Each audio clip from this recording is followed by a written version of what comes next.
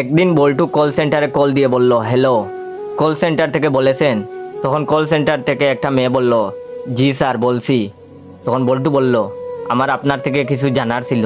তখন কল সেন্টারের মেয়েটি বলল, অনুগ্রহ করে আপনার সমস্যাটি আমাকে জানান স্যার। তখন বল্টু বলল, আমি একটু আগেই মোবাইলে 54 টাকা তুলেছি। তখন কল সেন্টারের মেয়েটি বলল, আচ্ছা স্যার, তো এখানে সমস্যা কোথায়? তখন বল্টু বলল, সমস্যা তো ওখানেই।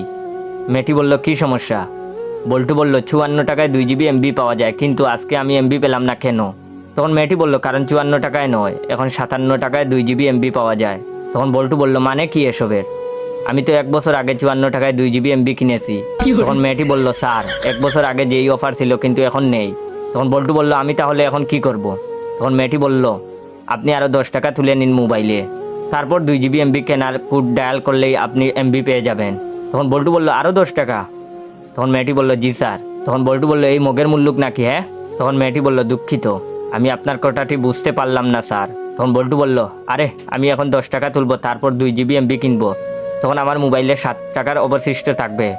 আমি ডাটা অন করে এমবি ফুরাবো, এক সময় আমার সব এমবি ফুরিয়ে যাবে, তখন ডাটা অন থাকার ফলে আমার মোবাইলের অবশিষ্ট 60 টাকাও আপনারা কেটে নেবেন।